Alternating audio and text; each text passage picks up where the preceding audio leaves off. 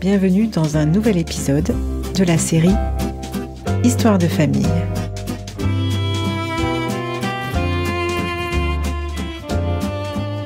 Disons que ma première expérience, c'est mon départ en Indochine. Ça change complètement ma vision des choses. Maman va m'acheter ma première robe.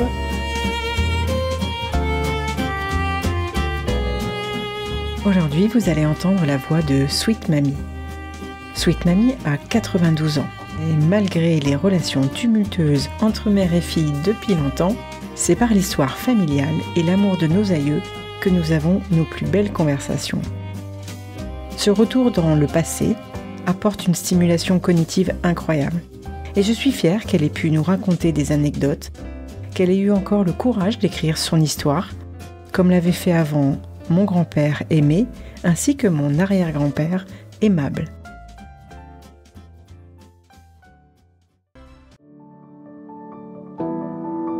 Quand les bras qui vous ont si longtemps réconfortés se fragilisent, quand vous souhaitez prendre soin avec douceur de ceux qui vous ont donné la vie, vous réalisez que c'est un monde inconnu qui s'ouvre devant vous. Vous êtes proche aidant. La vocation de Sweet Papy Podcast est de vous aider à garder ces moments agréables et mémorables pour maintenir votre équilibre de vie et une relation pleine d'amour avec eux. Avec nos invités, nous vous parlons de toutes les ressources positives, les solutions alternatives et les approches humanistes actuelles. Et nous avons à cœur de vous les transmettre pour vous soutenir et vous aider dès à présent. Alors je vous remercie de passer quelques minutes avec moi pour écouter les conseils d'une experte aidante et rejoindre ainsi une grande communauté bienveillante en cliquant dans le descriptif de l'épisode juste en dessous. Bonne écoute! Née au Maroc, elle a vécu son enfance et son adolescence en Indochine. Bercée par cette culture, rapatriée et ballottée dans toute la France pendant la Seconde Guerre mondiale, elle m'a transmis au micro d'incroyables anecdotes, dont celle de son premier bal sur un bateau ralliant Hanoï. Voici donc un extrait de notre propre histoire familiale qui est assez incroyable. 4 générations de voyageurs et déjà 3 épisodes de podcast consacrés à chacun d'eux. Elle va m'emmener dans une jolie boutique et elle m'a acheté 3 robes d'un seul coup. Je les ai encore devant les yeux. J'ai une jolie petite robe grège, tu vois, très très jolie. J'en ai une pleine de fleurs avec des tas de décorations, puis une petite avec des bretelles. C'est la première fois que je montre mes épaules. On sort de la guerre où on a été privé de tout, où on est habillé avec une jupe bleu marine, des bas jusqu'aux genoux. Et là, je vais me retrouver sur le bateau avec 3 robes. C'est pas beaucoup, mais pour moi, c'est extraordinaire. Je n'ai plus de jupe plissée, ni de tenue d'étudiante, d'écolière. Donc, et là, je vais découvrir qu'il existe une race que je connaissais pas du tout, les hommes.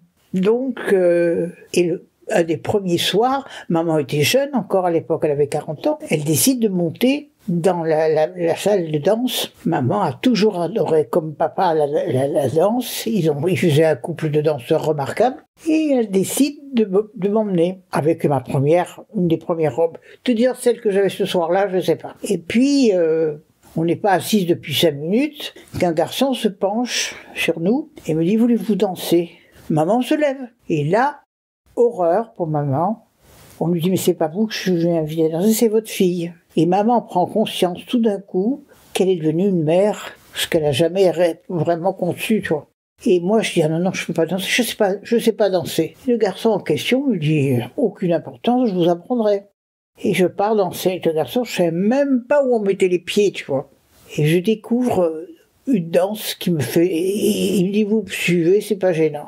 Et comme c'était un très bon danseur, par chance, et je vais commencer 1 mois sur le bateau, dans ces conditions-là, en dansant tous les soirs. Je suis descendu au bout d'1 mois, je savais danser tout. J'avais l'héritage paternel et maternel. Maman a trouvé entre-temps des cavaliers, je sais pas, je me souviens pas de ce détail. Et le garçon, gentiment, me dit, vous voulez faire une petite visite du bateau et tourner? Je dis oui.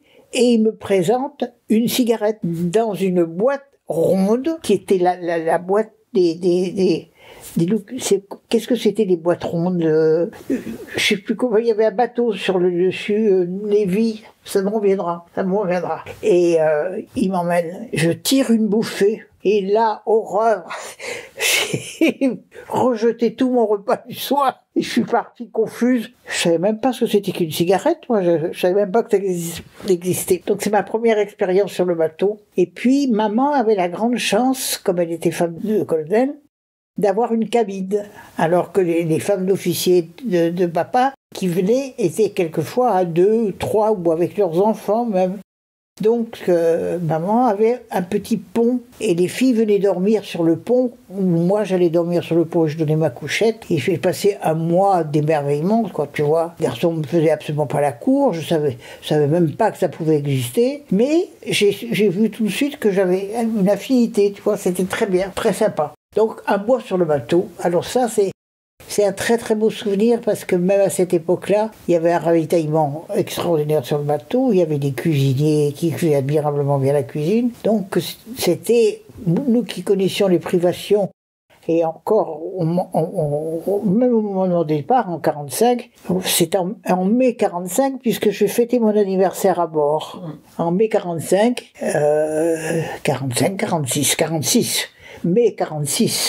Ouais, 46, puisqu'on va prendre on repartira en 49. Oui, c'est ça. En découvrant des escales que je connaissais pas du tout, mais qui me rappelaient des souvenirs. Parce qu'à l'âge de 5 ans, j'étais partie sur un bateau, j'avais mis un mois aussi pour aller, parce que les avions, ça n'existait pas du tout à l'époque. Hein. C'est au retour que je vais prendre un avion militaire pour rentrer. Mais ça n'existait pas. Les voyages comme ça n'existaient pas. Je fais ce mois de voyage en me confortant dans l'idée que c'était assez agréable d'être femme, tu vois. Petit bout de femme, mais femme quand même.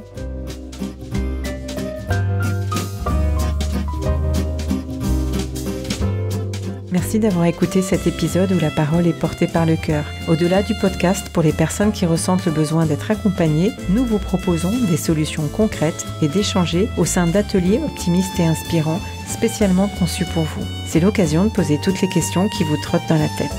Toutes les informations sont dans le lien de l'épisode. Prenez soin de vos proches et de vous et on se retrouve très bientôt.